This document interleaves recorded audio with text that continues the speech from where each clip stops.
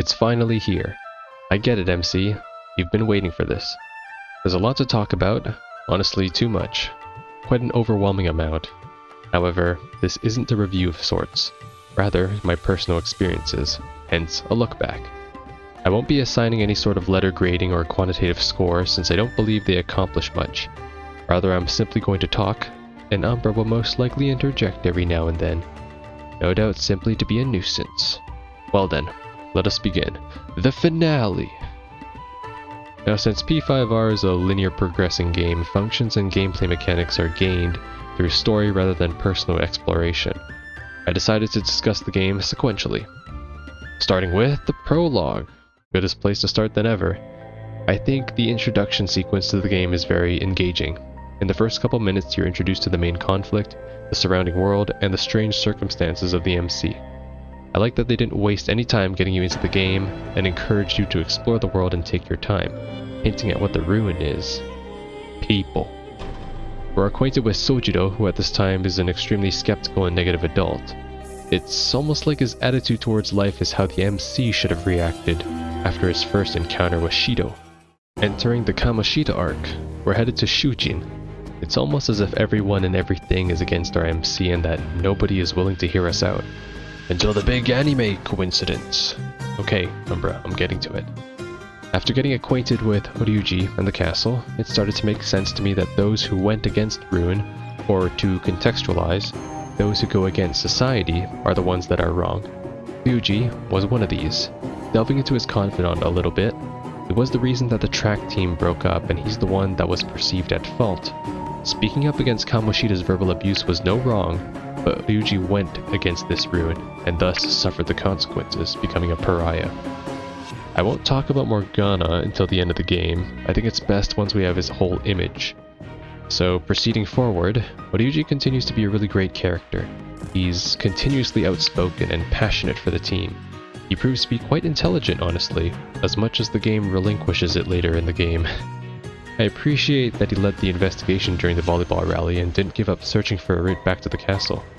He had no reason to involve himself this deeply into these dangerous endeavors, but he did so, strictly because it was plain wrong. In regards to An, she's an awesome team player, and is always trying to have everyone get along. Meeting her for the first time was just as pitiable as Horyuji. However, if Horyuji was Kamoshida's first victim, then An was his current prey. I am quite surprised that she had the mental fortitude to withstand all the scrutiny. The students were giving her a lot of shit, and although she may have thought that she was maintaining the peace by being Kamoshida's doll, it was simply delaying the inevitable.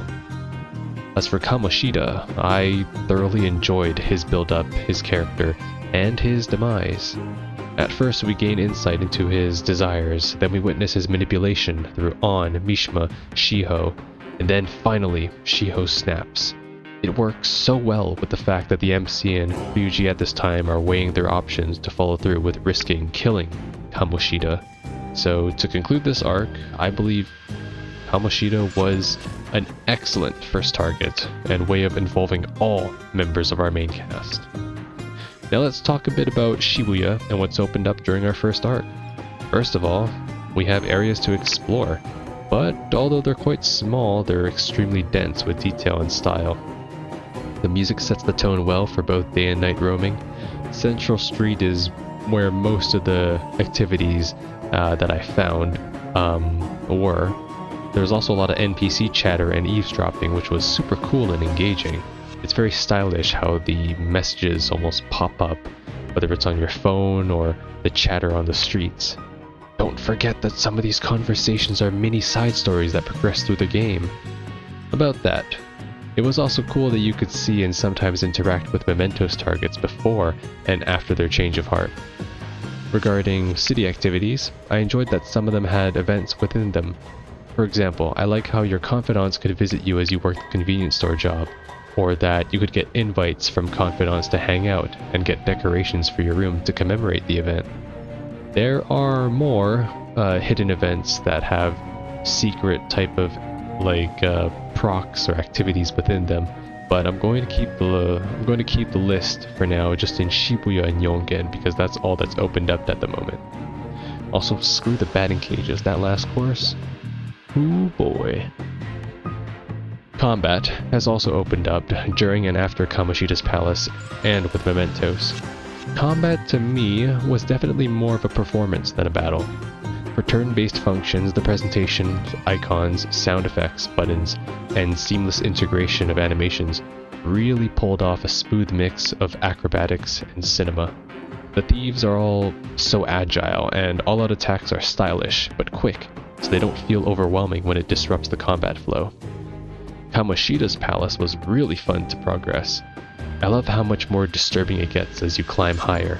The pedestals are high school girls in erotic volleyball clothes, the final will seat is a literal peninsula, and the treasures and breakables all correspond to volleyball or women, which materializes his lust, narcissism, and perverted ideology.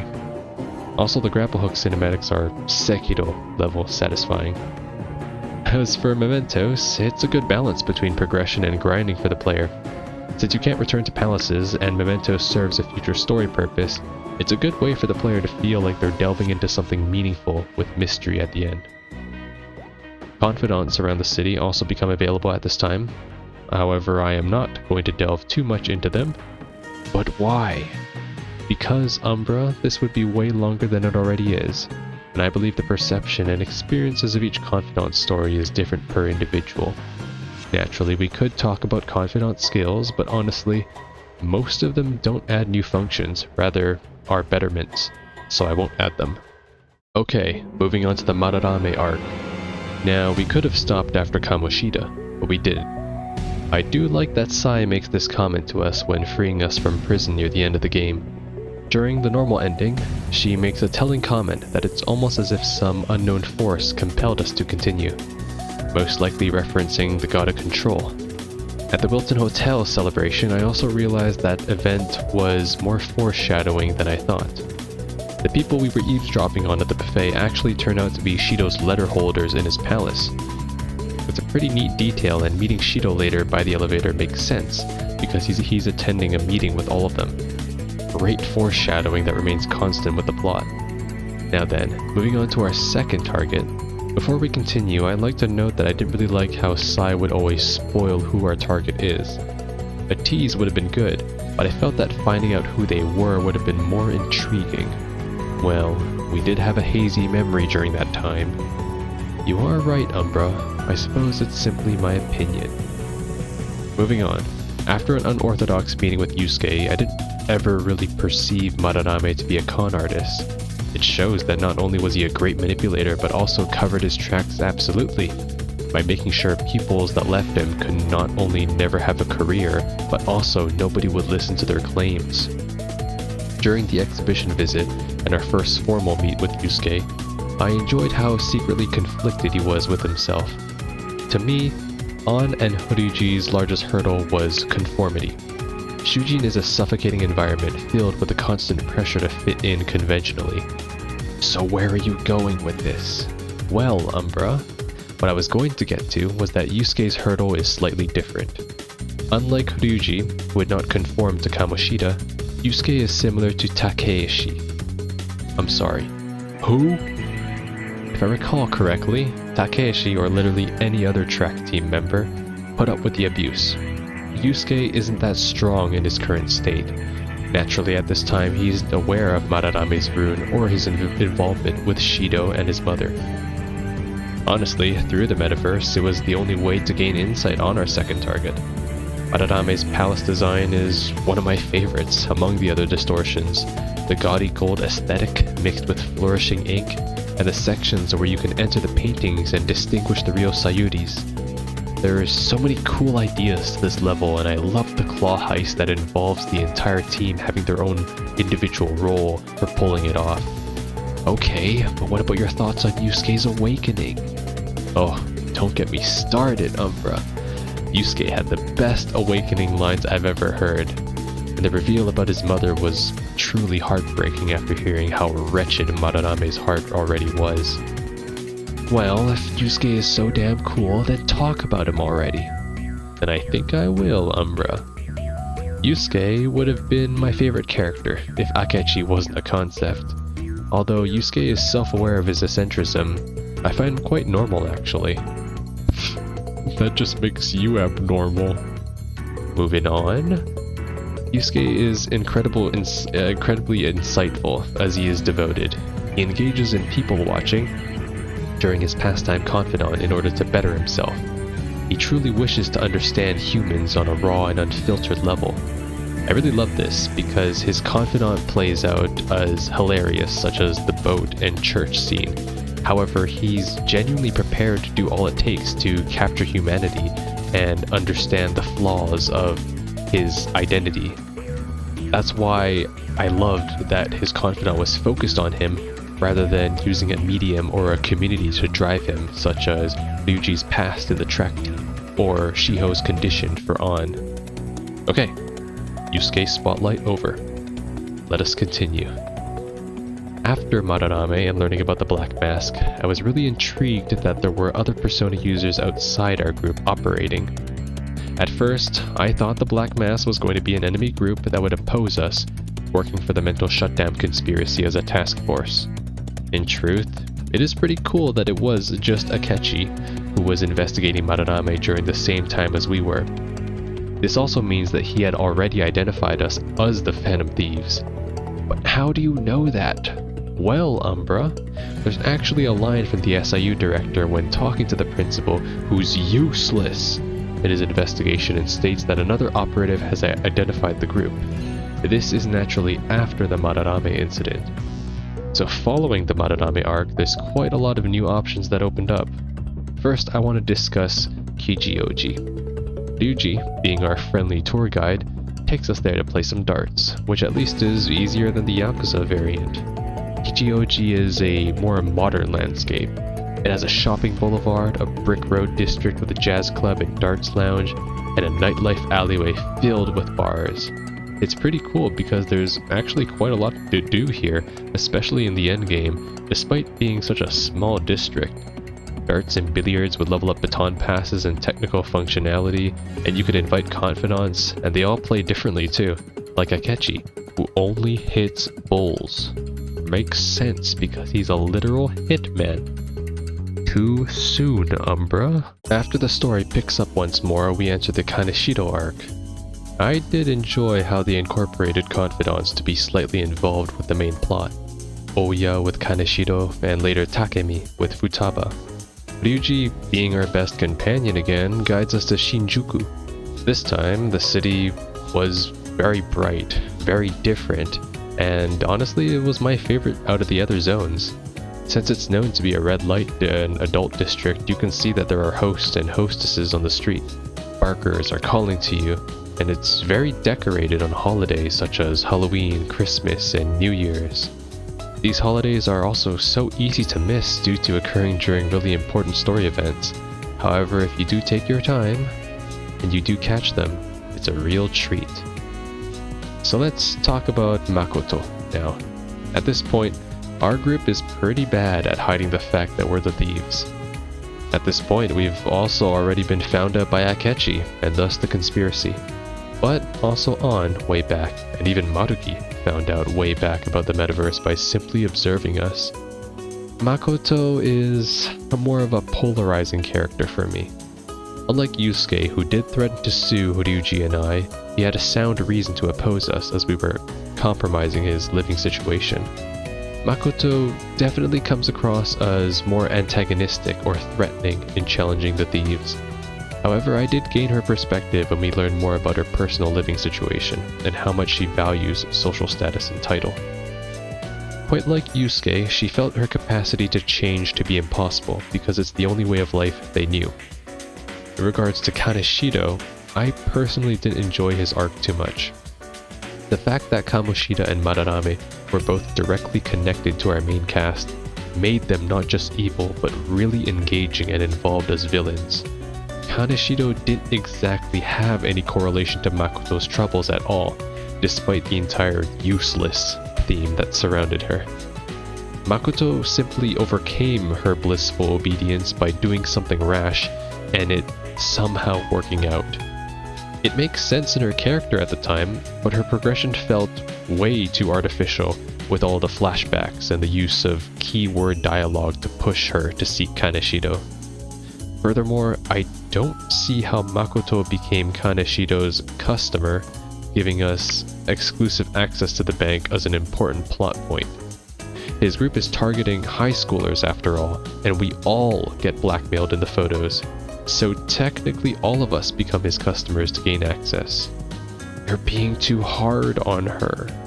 It's not that, Umbra. What I mean is that Makoto feels like too strong of an opposition to the thieves from the beginning of the game. Unlike Yusuke, she doesn't attempt to barter, play nice, or compromise with the group to understand their perspective. This is all fine if she's intended to be a roadblock for the group. However, the moment she's rescued from Kaneshido's hideout, she's easily forgiven and becomes an ally without any real motive. I'd like to elaborate more on what I just said. The principal at this time, I assume, is well aware that the Shujin students are being targeted by his ally, Kaneshido. So naturally, Kobayakawa pushed Makoto to focus on the thieves rather than the scams. However, after the fact that we identified Kaneshido and the student council president that was caught in the photos, surely losing Makoto as his pawn would be worse off for him than a co-conspirator looking to make more money for Shido. So what's the point?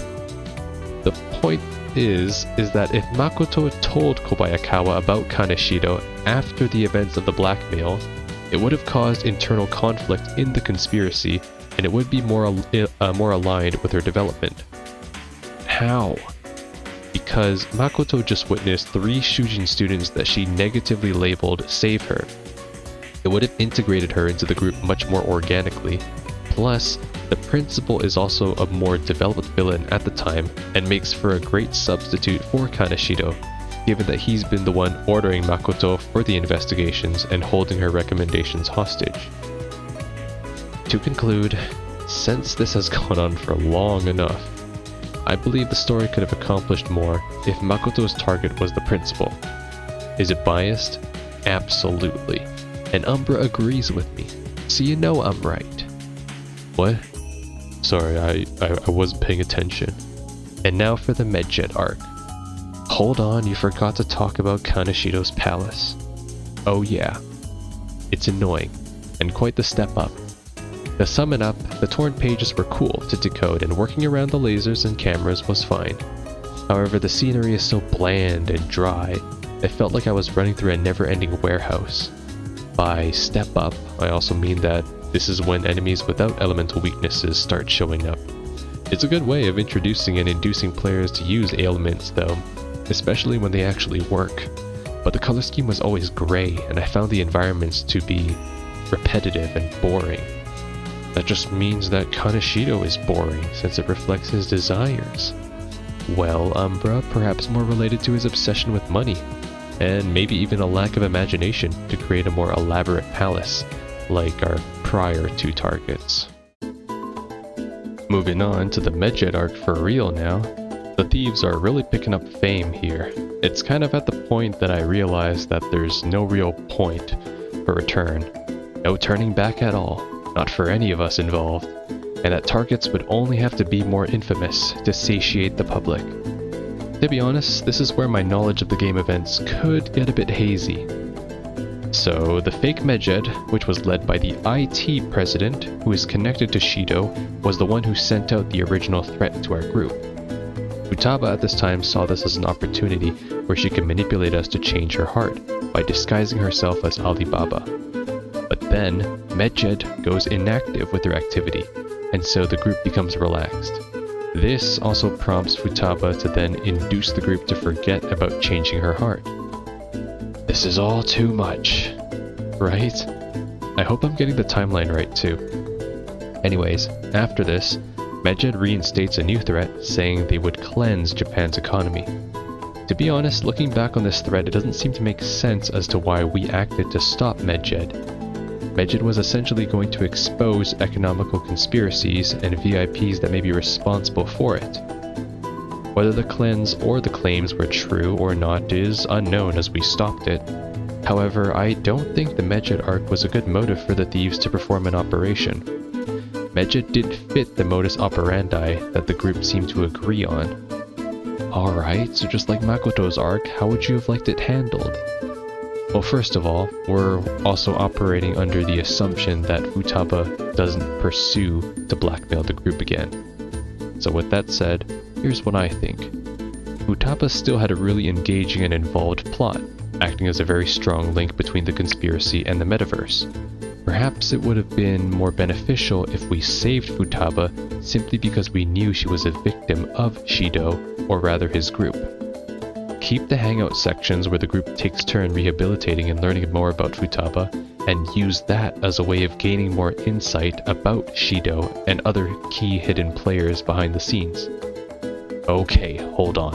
What type of key players? I'm glad you asked. So near the end of Shido's palace, we discover that Madaname and Kaneshido are both connected to Shido. They've been providing him with financial assistance through both the counterfeit and blackmail operations. Now, since Futaba was the first to encounter Shido's men, the ones in black who deliver the suicide note can be linked as flashbacks to other conversations and dialogues that were observed to make more sense, bringing a new realization to both the player and the true enemy that the group faces. Here are some examples. After Yusuke's awakening, he mentions that strange men have been coming by for years, most likely Shido's lackeys to collect payment from Madarame. Additionally, during Kaneshido's calling card scene, there is a mentioned higher-ups, which is no doubt either the SIU director who is enabling Kaneshido's behavior, or Shido, who turns a blind eye. We, the MC, also have encountered them. These men in black were accompanying Shido during the Wilton Hotel scene by the elevator. Naturally, not all of these scenes are witnessed by the main cast, but a smart player would be able to realize some new information. I am not one of them. I couldn't even ascertain the pancakes.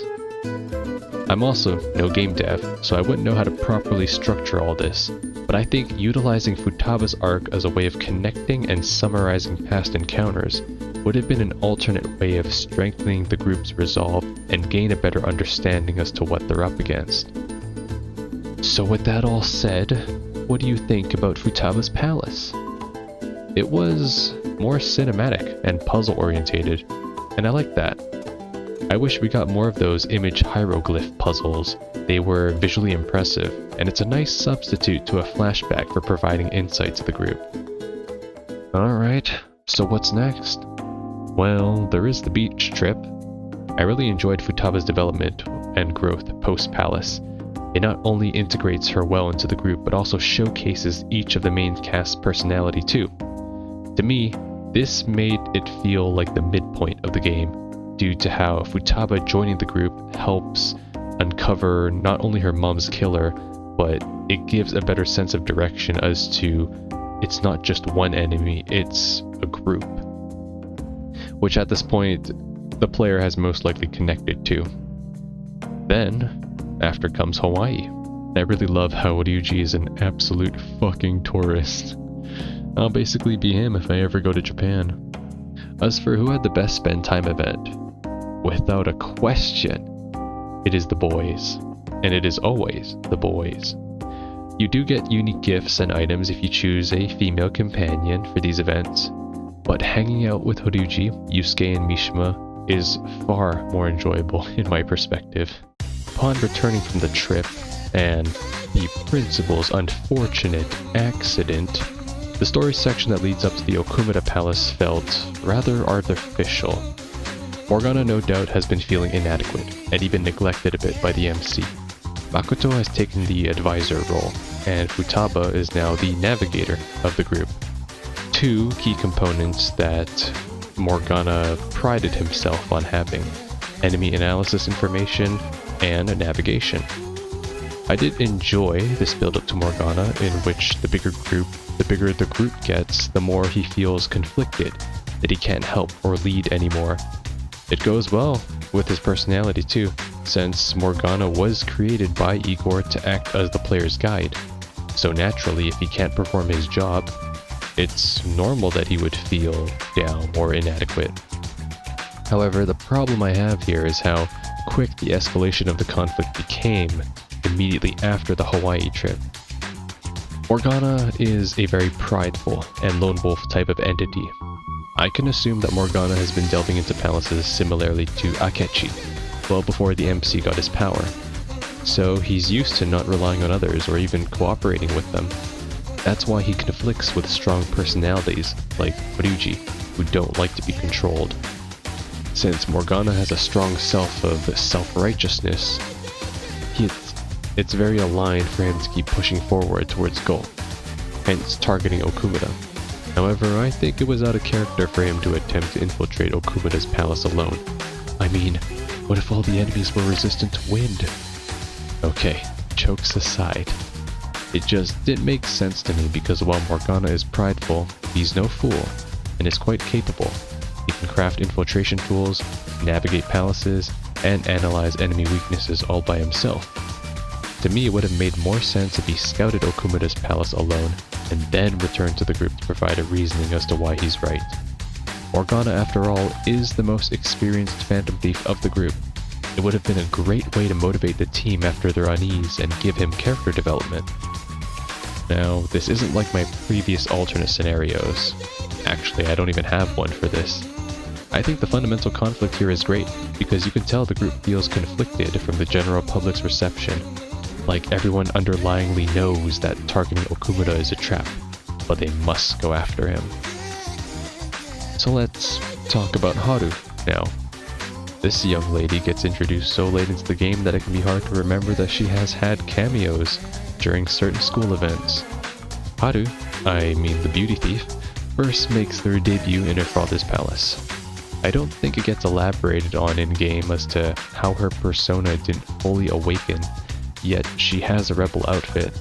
Either way, Haru has the coolest looking female rebel outfit. We're supposed to be talking about her character? Right. Haru is a very emotionally strong character. Physically too. How does she wield that axe? Unfortunately, we don't know how Kunikazu was before he became distorted. All we do know is the small fake reality scene of Haru and her father in Kichioji. And even so, that's her ideal, not her father's. I've come to conclude that Kunikazu never really valued Haru as a human being, and only as an asset that could be exchanged. Haru lived her entire life to her father's demands, most likely becoming adept in business and corporate procedures so that she could perform as an Okumura representative in the future. Even so, she still cared for her father. She asked the thieves to change him and even wanted to be part of that change and joined us. I think it takes a lot of courage to delve into a palace as someone that's that close to you, witness their most grotesque ideals, and then accept that you would be the catalyst to change that personality. Sure, you can justify it for the greater good, or even call it justice, but the mental capacity to cope with those decisions, I believe, is well beyond what a high schooler can typically deal with. Either way, Haru was a solid addition to the team, and I love how slightly violent she can be sometimes. As for the palace layout, my impressions are the same as they were for Kaneshiro's. I did enjoy some sections that were outside the space stations as they felt more open and fun to navigate, but too many of the puzzles and corridors were long hallways and felt like filler. Now for the twist at the end of Okumura's palace. I'll repeat what I said before in Madarame's arc. I did think that the Black Mask was a group of metaverse operatives. Reason being is that I thought mental shutdowns occurred when the palace ruler's shadow was killed. I think this was confirmed by Kamoshida's shadow right before An was about to burn him. And because of this, I thought it was multiple operatives as targets that were affected widespread among multiple industries. Wakaba before the game began, the train conductor in April, the principal in September, and Okumura in October. Of course, all these targets shared a commonality after you find out the twist, but I thought it had to be multiple operatives that were killing or causing mental shutdowns because they were all dying at different times, and it just doesn't really make sense to me that one person was doing it alone. But turns out Akechi really was the only one. I realized that he was witnessing Kunikazu's mental shutdown live with Sai later, So my prior belief was indeed false, and I suppose that once a shadow is killed, the mental shutdown is guaranteed. However, it's more of a trigger, quite like a time bomb. Naturally, the Okumura mess could have been easily fixed by our group if we only waited for Kunikazu to return to his real self, like we did for all the other targets. But the plot demands we don't. So, on to the cultural festival. Aw yeah, it's a catchy time, isn't it? I'm getting to it, Umbra. So we're in the long run now. The public turns an immediate 180 on the thieves, but more importantly, our fan site ratings are tanking.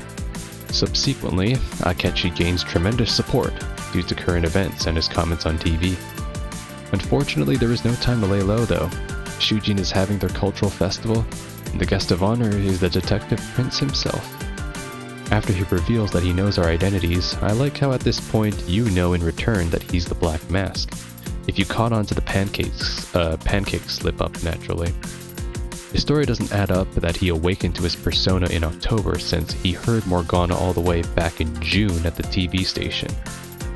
However, Akechi is quite convincing though, and his confidence is unmatched. This can obfuscate the misinformation that he presents. And since Akechi is the one holding the group hostage this time, he's rather adept at both adapting, or like acting, to the situation and planning on how to deal with Sai.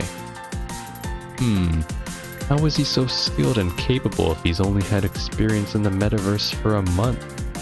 Well, Umbra, the stage is yours. You wish to talk about this part, don't you? Goro Akechi. What a character. For now, I'm just going to discuss what we know him, or know him as, at the time. Naturally, I have a lot of things to say about him, so let's keep it brisk for now. Akechi is the second detective prince coming after Naoto in Persona 4. That fact alone is pretty damn cool.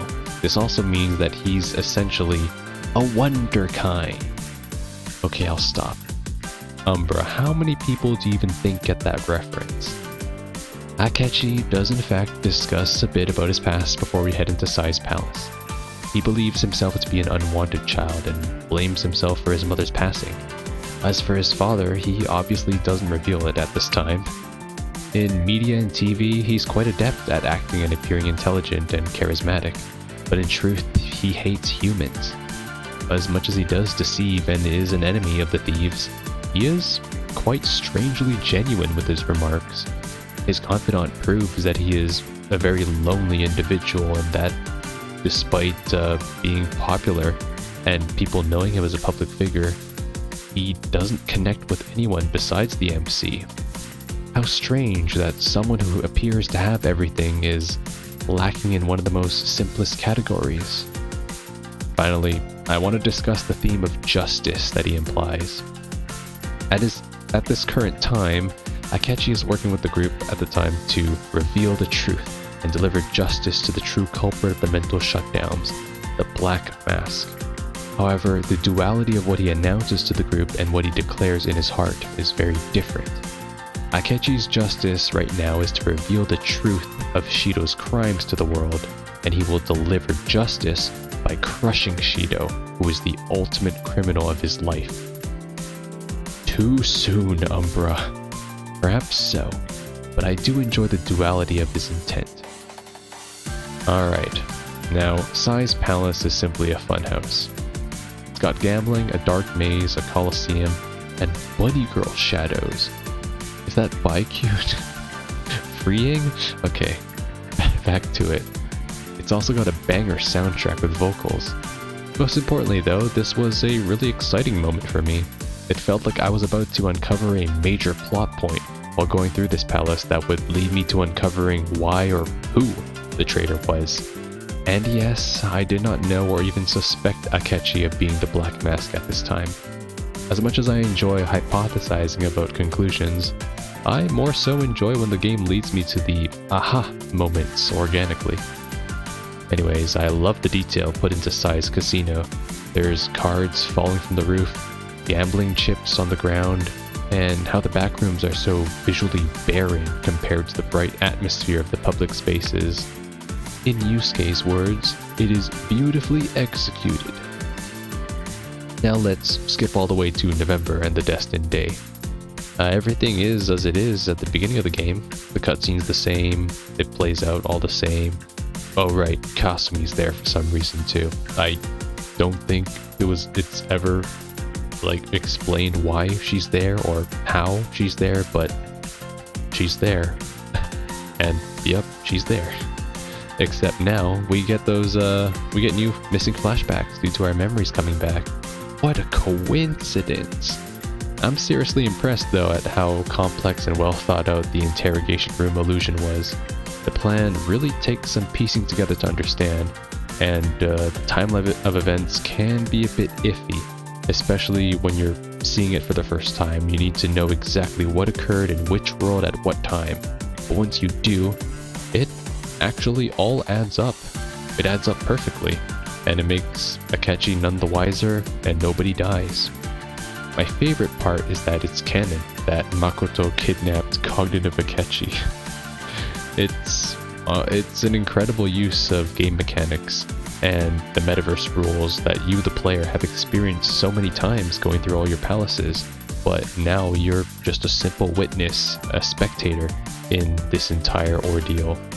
The only plot hole that I may have in this sequence of events is that the cognitive MC and police officer should have dissolved the moment Akechi killed them.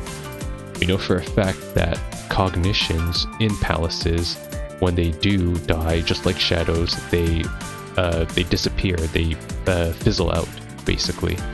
However, Joker at the time and the police officer didn't until Akechi left the room.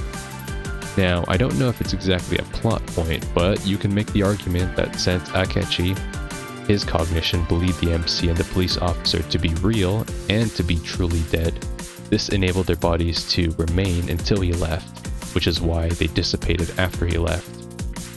But I suppose nobody knows the answer. So we're back from the dead, and we don't have to go to school anymore. Whoop whoop. Well, too bad that's actually the least of our worries. However, we do see a new side to Akechi despite seeing his true nature. He convinces Shido to not pursue the remaining thieves at this time and that they won't retaliate. He doesn't redeem Akechi, but rather demonstrates that the targets he kills are necessary. Shido's palace takes place immediately after these brief cutscenes, and it's got a pretty expansive layout to it. The Ark's cabins area are quite generic, but I did enjoy the dynamic areas such as the restaurant, the pool, and the decks. I like the detail that the more you progress through the palace, the Shadow's outward appearance turned into a military armed unit. It shows Shido's absolution in caution and loyalty, and since we have infiltrated and broken that harmony, he's on red alert for any inconsistencies. I mentioned this before, but the letter targets are not simply Shido's VIP associates, but also the ones we encounter at the Wilton Hotel during our post-castle celebration. I wouldn't be surprised if the cleaner Yakuza is also the higher up that was mentioned during Kaneshido's calling card scene. It all makes sense, and I liked how each target involved some of our main cast so that they each get a spotlight. Surprise Akechi time! You're damn right it is. He's back, and this time he's out to kill. This time with nothing to hold back. Akechi's become completely unhinged, and we learn about this and his plan in connection to Shido. At this point, sunk cost fallacy is holding him hostage. He's usually and is proven to be a rational and calculating individual as we saw in Sai's palace, but his hate and absolute disdain for Shido has overcome all of his other characteristics. He even states that he doesn't care about any of this anymore, but because the MC and the thieves exist and that they're so involved in the conspiracy now, they have to be eliminated for his plan to work. It's quite tragic, and it really sucks to hear all that from him. And so the battle ensues. Naturally, the victor would be the one with more allies. Quite like the crew, eh? Wrong world, Umbra. However, there is more to Akechi than just another Persona user. Turns out he's a wildcard, just like the MC with a special ability. If the MC's specialty is the ability to gain and wield multiple personalities, then Akechi is the power to induce personalities to a state of madness, mental shutdowns included. I love this part. There is so much parallel between the MC and Akechi that makes sense after his defeat. But for now we should talk about his true form. After casting aside everything, he demonstrates his other self, a black mask accompanied by a tight black and blue suit with chains. A complete contrast and difference to his bright and gendarme prince outfit. Is this who he really is? No, that's not true either. It's actually just another side of him, another personality of his, another persona, Loki. And the concluding dialogue with Akechi was truly the icing on the cake for me. He lost, and so, quite like the lives he took and killed, he too was ready to be killed. But instead he was met with empathy and understanding. I really enjoyed how the thieves viewed Akechi and how they really do view him as talented and capable, because, well, he is. Akechi, quite like Morgana, was able to solo palaces, perform navigation, and enemy analysis. He didn't have a guide either. He didn't have a velvet room or additional personas. He didn't have Igor giving him extra persona slots, that's why he lost. Besides Robin Hood and Loki, his hate may have drove him, and his lies may have concealed his true feelings, but behind his mask, Akechi is just another high schooler who wanted to live his life. But how? How could you forgive someone like Shido? Someone who would cast you aside and even forget your existence. Unfortunately, it was only natural that he would turn out this way. Sounds familiar, doesn't it? Well, that's because our MC is exactly the same. He was silenced by Shido and even forgotten about him. The only difference is that he made friends and confidants which strayed his path from Akechi's. And now, for the finale. Akechi sacrifices himself to save the thieves by confronting his cognitive self in Shido's palace. Amazing, isn't it? Quite bittersweet, as he decides to pass on his plan to the thieves to change Shido's heart, not kill him. It shows at the very end that Akechi himself had a change of heart, and that metaphorically by shooting his cognitive self, he's killing his old self, which is filled with hate and despair.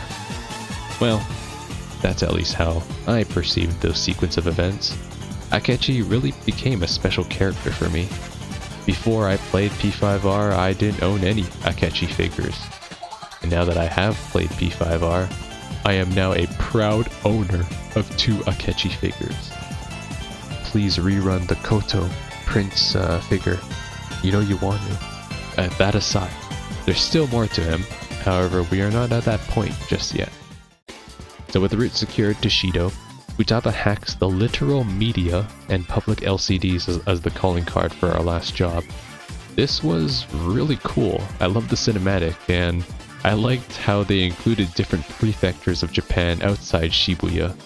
I wonder if the Yakuza cast is watching this. Saishima turns on the TV from prison. That'd be hilarious. Anyways, as for the Shido fight, I think the presentation was exemplary. I love the symbolism that Shido truly views himself as the only fit leader for Japan as the one selected by God. His outfit adorning medals and bright colors with a helmet shaped like the sun, as if everything revolves around him. He mounts a lion crafted out of the masses and takes shelter in a pyramid. If I recall correctly, the pyramids were constructed not by slaves, but by the poor and lower classes, like farmers. As such, basically it's anyone beneath Shido would build these pyramids to honor him, quite like a pharaoh. It could honestly be a reference to Futaba's palace too, but maybe I'm stretching it a bit. After his first phase, the fight reminds me of Akechi's fight actually. He shows his other self. Nothing but just an armed, muscular man, but he's no pushover either, able to wipe out all the other thieves except for the MC. Shido also casts the highest level of single target skills, making him a formidable foe, or perhaps this is a desperate attempt to hold power. Either way, Shido is defeated and everything should return to normal. We fulfilled Akechi's promise. gave the MC closure for his main conflict, and destroyed the conspiracy that plagues Shibuya. Or so it should be. I really like the public responses and commentary in this game because it's very literal and unfiltered, which is how most individuals interact with social media. Even though the remnants of the conspiracy were damage controlling the situation, this was what God predicted from the very start. Perhaps social media is the true distortion? Well, this is a JRPG, so I definitely was waiting for when the game was going to go philosophical last boss demon abomination arc. I'm glad that Mementos was used as a plot location, as it just so happens to be a congregation of the public's desires. The creepy part is that it's just the desires of Japan, and how that data of desires is collected or even recorded is unmentioned, unless I'm missing information. Perhaps Mementos is like cloud computing. It connects to your phone and transfers the data to Mementos. Alright, let's not stray too far off. My bad, Umbra. So now we're at the point where you definitely did all your Mementos requests and definitely explored all the layers, so you don't have to do all the floors in one day. Luckily for me, there is plenty of incentive to grind or explore Mementos, so I never really ran into that potential all floors on Christmas Eve situation. Well, upon reaching the very bottom, that's where the circumstances appear much more grim than they are in the layers. The general public appears apathetic and content with their mediocrity. They wish not for change, but simple obedience to system and order. While honestly, I don't condemn that type of thinking. In this context, it feels very eerie and artificial. Alas, the Holy Grail. So, Dark Igor, I'm gonna call him that for now, is the true big bad behind this whole ordeal. He started this game the moment we signed the contract. He's the one who gave both the MC and Akechi the wildcard powers, but he knew the outcome would be this, and so literally wipes the floor with us. This is a JRPG though, so a comeback's in order. Now as a god, you would expect it to be omniscient into the masses, but it appears more like authority and enslavement, similar to other palace rulers. In other words, God ends up being no better than the palace rulers that deviated from his control. Dark Igor itself becomes distorted and convinced that they must control the masses, for that is what they wish. And I suppose since his selected champion Akechi failed, and Shido also was brought down by the thieves, he's taken it upon himself to basically enact ruin that was supposed to come. So, looks like we gotta put him to rest. Big epic JRPG fight ensues, and well, naturally we win because I definitely have too many curries and coffees in my inventory. With Yaldabaoth's defeat, his control of the masses also vanish. This means Mementos disappears, but I don't really understand why Morgana disappears. He wasn't born in Mementos, but rather created in the Velvet Room, but the Velvet Room still persists. Perhaps I'm misremembering, but I know Mementos does appear after, naturally due to Maruki's influence, but nonetheless. That's all I have to say actually about the main story. There is the epilogue and the alternate endings, but I only have one comment to make on one of them. If you accept Dark Igor's offer, it is eerily aligned with an evil MC. When you awaken to Arsene in the castle, long time ago now. The lines go something like this: willing to perform all sacrilegious acts for thine own justice. It's almost scary. It could have been pretty aligned with Akechi if the MC never made friends, but it can become the reality if you accept Dark Igor's offer. The world remains distorted, the thieves become heroes, and you're the savior of this blind world. This is the justice you wanted. At least that's how I interpret it. Alright, and that's a wrap. Or so you thought. It took a really long time to write, and a lot of time to think, and honestly probably a long time to say as well. But we still got the royal section to go through, and that part is quite intriguing to me, so I hope you'll stay with me just a little bit longer. This is the only external searching I did outside the game because I needed to verify what was part of the royal content and what wasn't. So, big surprise, Akechi is alive. This is a good place to start because I do have some thoughts as to why or how he's back. Going through NG+, I got all the bad endings for failing to steal the treasures by their respective deadlines. By the way, the Kaneshiro ending is quite disturbing, and although the scenes play out relatively the same, there are some slight differences. Anyways, the ending I wish to highlight is Shido's. As we already discussed, Akechi is known to be deceased to the thieves and the MC. However, should the player fail the deadline after the events in the engine room, the bad ending that plays is Akechi arresting the MC in LeBlanc's attic. Is this impossible, or a developer oversight?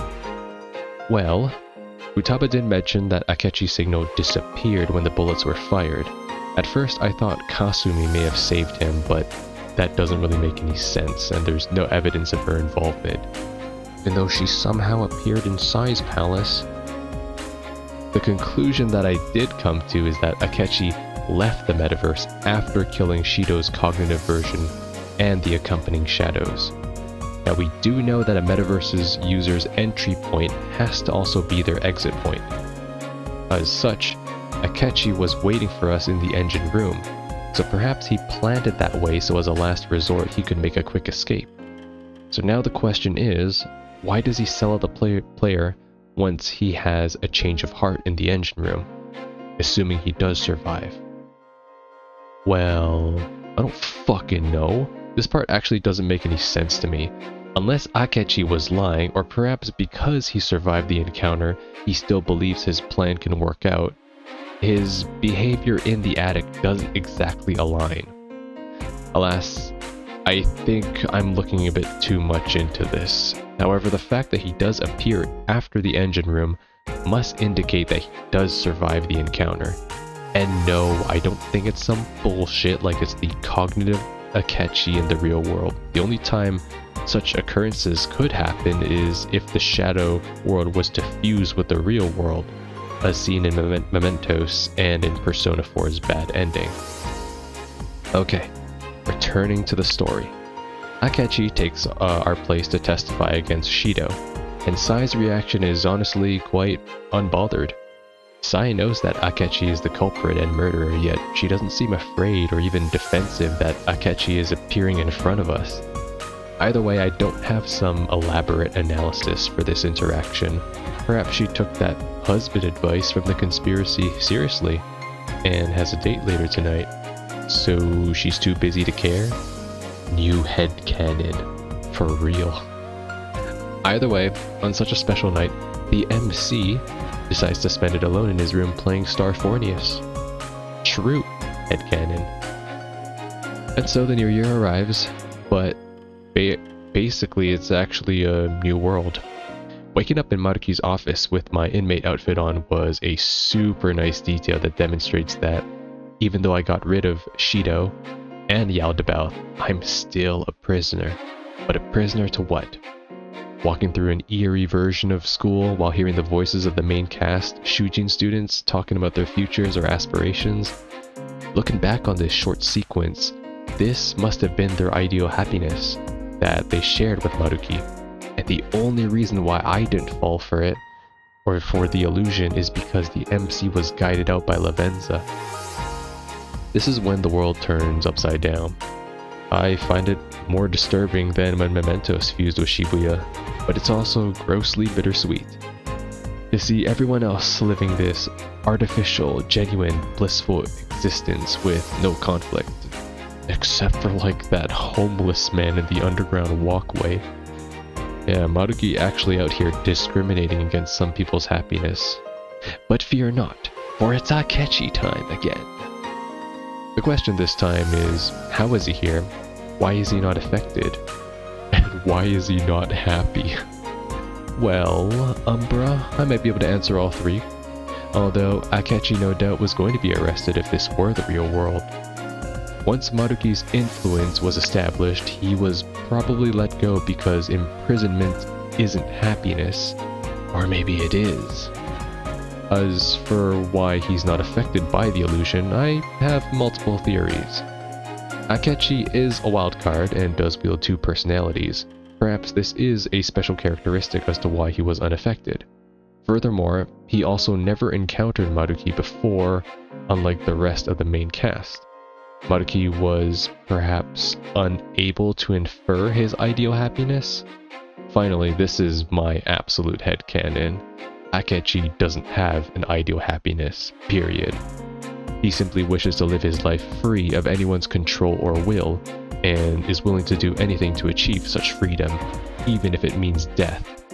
Perhaps Maruki does know this and is omniscient, and because of Akechi's unique circumstances, was unable to influence or control him. Either way, Akechi does make one last statement that I can't quite piece together. On the topic of how he survived Shido's palace, his memory draws a blank, and he doesn't know how he got out of that encounter. Naturally, this could throw a nail into my initial theory in how he's alive, but by the end of the game, neither Maruki or Akechi know the true source of this missing memory. So you know what? I'm writing it off as a plot hole. Fuck you. Alright. And phone call. From who? Oh, the red hair girl with the red ribbon in her hair who is a student called Yoshizawa. You think I'd forget about her? Yeah, honestly, I'm surprised I didn't. Let's discuss the Kasumi identity of this student called Yoshizawa first. Kasumi is an extremely minor character in the game up until now. We're first acquainted with her at the beginning in April, but only have very rare exchanges and scenes with her at certain events and milestones. For 90% of the game, we know her as Kasumi. She is very enthusiastic, eats a lot, and develops feelings for the MC. The perfect girl character, huh? However, I feel Kasumi to be a very isolated character. She never gets interaction with any of the other main cast until January, except for that one cafe scene with Akechi. She's an outgoing and sporty character that would seem like she would fit in quite nicely with the group, but it never happens. Even at school events like the park cleanup and Hawaii could have been great opportunities to introduce Kasumi periodically to the rest and new additions of the Thieves. But after doing my royal research, I do realize she was a new character addition, quite like Marie in Persona 4. But even Marie was included to interact with the rest of the cast. Shut up, Umbra. You're ruining my point here. So it most likely has to do with production cost. And she's so minor, or at least isolated from the main content of the game, that I suppose they didn't want to involve her too much until Royal came. I'm not a game dev, so that's not my decision. Also, her showtime is unlocked way too late into the game. It should have been unlocked automatically at like Akechi's once we discover her true identity, which we'll be getting to. Anyways, seems Kasumi isn't being affected by the illusion either. There's a new palace, and so the three of us head in. I did forget to talk about the little Kasumi awakening sequence after Okumura's palace, but I don't think at the time the player or myself can really infer too much from it, so I don't have anything to say about it. To me it felt a bit forced, and it can take away from the main plot because it literally doesn't have any relevance to it at the time. I do love how mask-off Akechi is from here on out though. He has no need to fake his personality or identity anymore, as this reality is fictitious. With Akechi as the navigator and Kasumi as the new member, I enjoyed the unexpected dynamic of this trio, as short-lived as it lasted. So who's the new big bad of this palace? Well, none other than Lala Escarg. Yeah, imagine if she was though. Takuto Maruki. He's back, and his research is complete, and he's got the fucking Nishiki haircut from Yakuza Kiwami. Honestly, he's quite a fitting villain, and as a therapist, it's also the ultimate betrayal. I suppose you want to do this section? Go ahead, Umbra. Maruki. No doubt, polarizing. I think depending on who you ask, you could get people who would support Maruki's desire, and those that would condemn. Maruki is an enigma of a palace ruler who truly has no ill intent. Akechi even states that Maruki is not the typical modus operandi that the thieves would typically go after. After trading Merumi's recollection of him for his actualization power, Maruki became distorted and obsessed with cognitive research. He met a roadblock similar to Wakaba and Sojiro due to Shido's monopolization of its availability, but unlike Wakaba, he wasn't killed for being interested in it. Quite like Kasumi's writing, I think this is a royal limitation where they would have to change the main story to explain why Maruki didn't suffer a mental shutdown. Anyways, Maruki already had a palace for a very long time. I don't have a date, but he must have not known about it until some time after the events of Yaldabao. This is because he saw the sky turn red, and it was when he awoke to his persona, which most likely led him to his palace and to take control of mementos. Now, let's get to the fun part, the perspective of his salvation. I personally condemn Maruki's reality. Fundamentally, Maruki is simply another distorted individual who is imposing their will on the public. Similarly to Yaldabao, he is assuming that he is granting each and every one of the public's wishes, but he doesn't know this. It's all assumptions and forced compromises.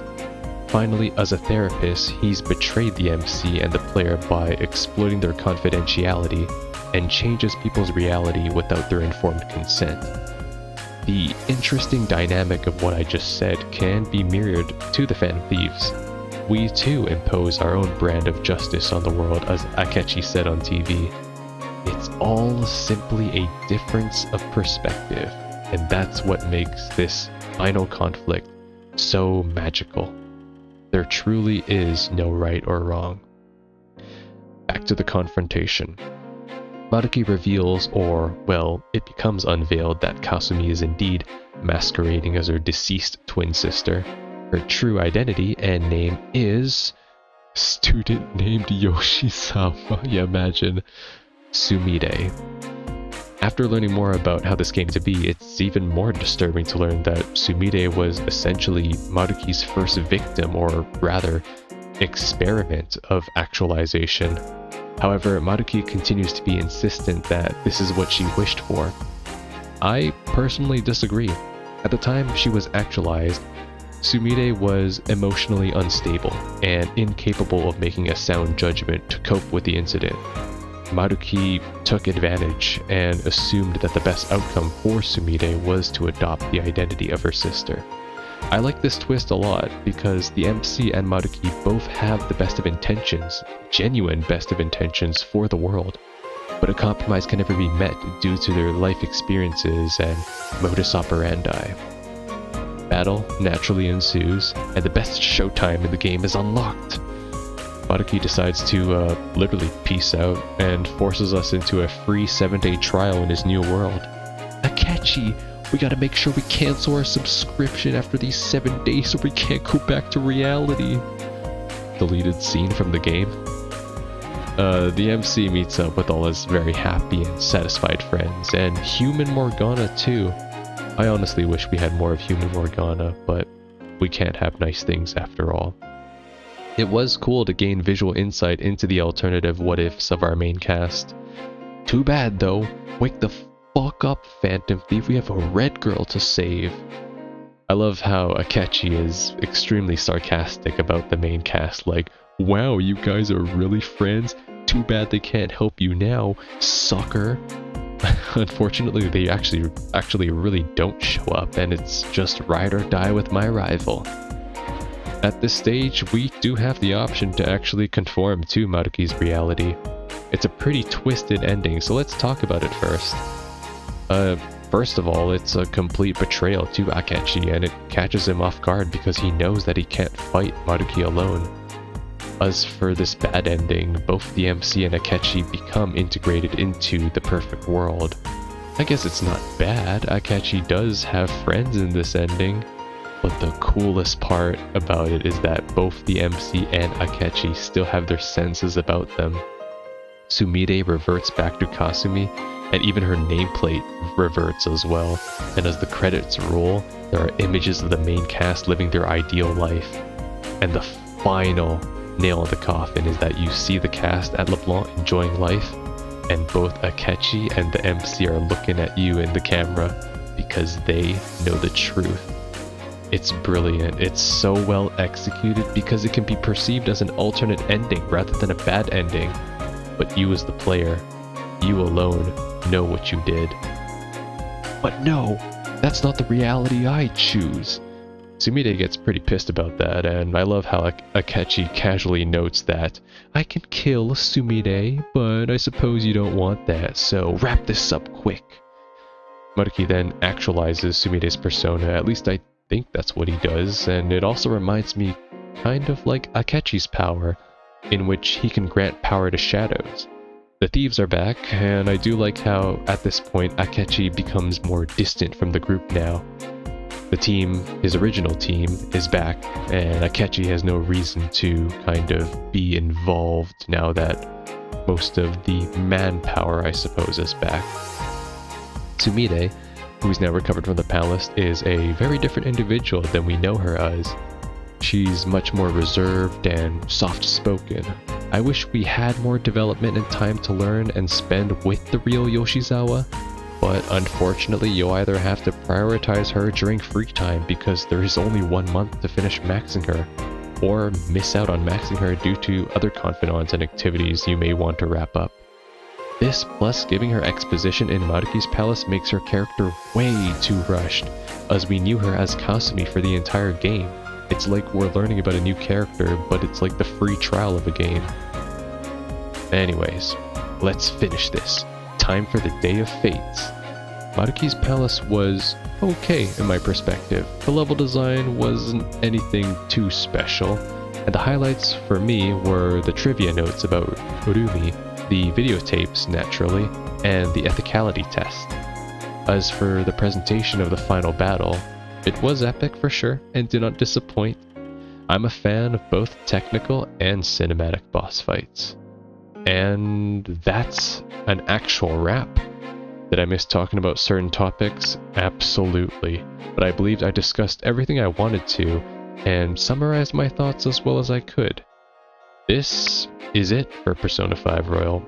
It's been an absolute journey. It's been an enjoyable one as well.